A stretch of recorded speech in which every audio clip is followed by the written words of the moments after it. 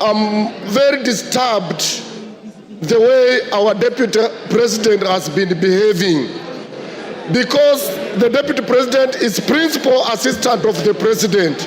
But always when the president goes out of the country, the guy recedes back to Murima, and then he starts asking Mr. President so many questions instead of running the country when the president is away. He's never available in Nairobi, except he's only available in his village, trying to ask Mr. President questions, and that, Mr. Speaker, has really annoyed some of us. Mr. Speaker, when there were floods, this deputy president, Mr. Speaker, was assigned by the president that he's supposed to take care of the disaster that was there at that time. The man never moved from his home yard to other areas. He was never in Inyando, he was never in Budanagi, he was nowhere, and all the food he directed to his backyard. Mr. Speaker, I want to be very brief. Yes, Mr. Speaker, this deputy president. Order, Wanjala, there's a point of order. Yes, Muya. Honorable Speaker, is the member in order to say the deputy president has never moved out of his backyard, while it is on record and on public domain that he has been in Kisumu, in Busia, in Mombasa, in all parts of the country? Mr. Speaker, the deputy president will only be seen in those places when he is accompanying the president. But he has never come on his own to see the destruction of floods.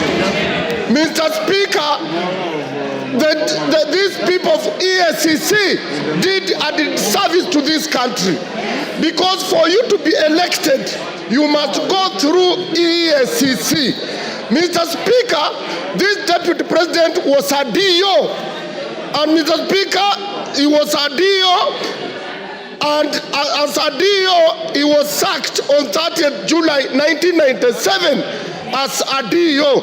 And the reason why he was sacked, and I will table this later, that the EACC did not do its work and it cleared him to be a member of parliament and to be a deputy president, yet he was not supposed to be because of his misconduct.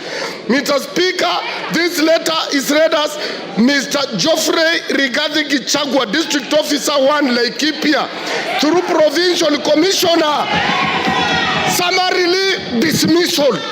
Reference is made to our letter dated 19th May 1989 on your appointment to the position of district officer. I and your response statements to show cause for gross misconduct, desertion of duty, and reported mismanagement of relief food for Laikipia district.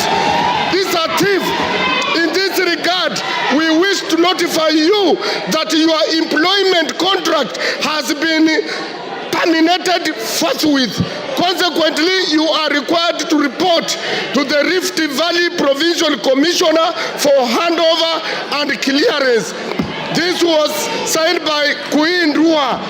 Mr. Speaker, this was a wrong man to be in this office in the first place. This one, for Kenya to grow, Gachagua must go. To stop tribalism, Gachagua must go.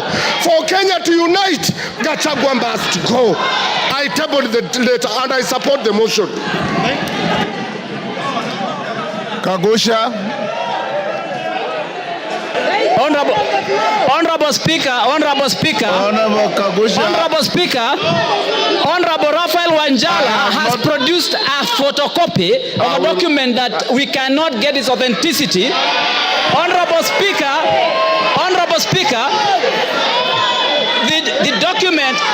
the document that Honorable Raphael Wanjala is referring to is not. Order, Honorable Kagusha. Order. Take your seat, Honorable Kagusha. Honorable Kagusha, first, from where you are sitting, you have not seen the document. Secondly, the Speaker is fully conversant with the rules of admissibility. And I'll look at the document and I'll direct you on how to use it. I thought I had given you an opportunity to contribute. You are going at a tangent that is totally unnecessary.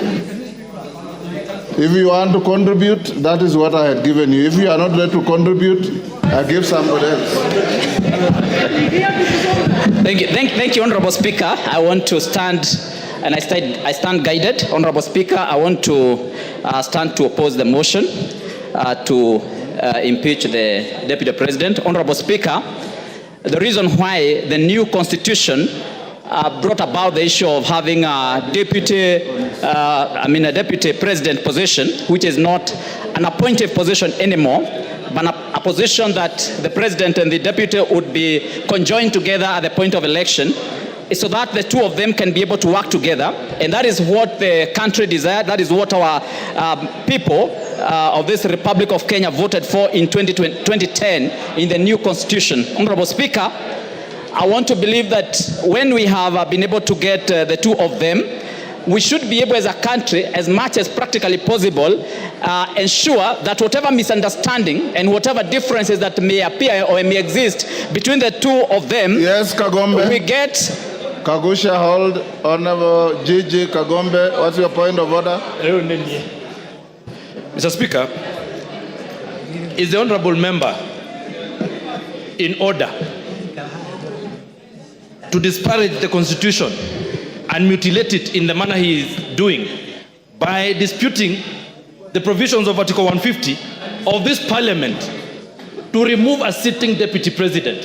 It is constitutional, it is written, it was passed by us in 2010, and that work is given and granted by the Constitution to this Parliament. Therefore, the fact that the President and the Deputy President were elected together doesn't stop the provisions of Article 150. So therefore, he should withdraw. Honorable Speaker, you know there's a reason why Honorable Kagombe is called Kagombe and not Kigombe. It's because a small cow jumps before he jumps, you know, a small calf. Honorable Speaker, Honorable Speaker, Honorable Speaker, Honorable Speaker, Honorable Speaker, you know. Take your seat. Order. Order, honorable members, order. Order. Honorable Kagusha, take your seat. Order, honorable members, order. Honorable Kagusha, you are here the whole morning, and I did direct the House. Order. Order.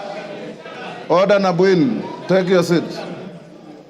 Honorable members, we have done very well since morning. This may be an emotive motion, but as leaders, leave your emotions at that door when you come to this House. And I want to encourage you, honorable members, Honorable Kagusha, treat your colleagues the same way you would want them to treat you. Don't make any disparaging remarks. Don't purport to misinterpret the meaning of the name of a colleague, because that's not your duty. We just withdraw and apologize to Kagombe and proceed with your contribution. Thank you, Honorable Speaker. Honorable Speaker, I want to withdraw the naming of Honorable Kagombe and apologize, Honorable Speaker. No. Honorable Speaker, I also hope that you have noted the Honorable Amombi has hit me with a bottle of water. Honorable Speaker,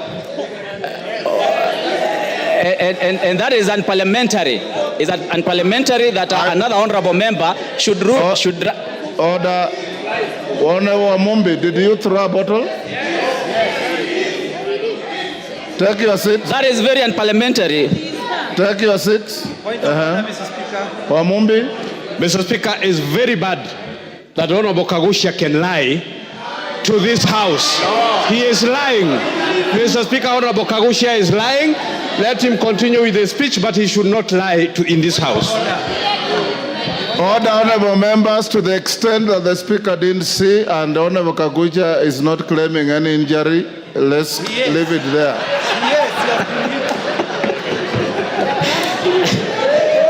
Honorable Speaker, Honorable Speaker, I am of the opinion we have a respectable gentleman by the name Henry Kissinger, and Henry Kissinger did state that the quest for peace and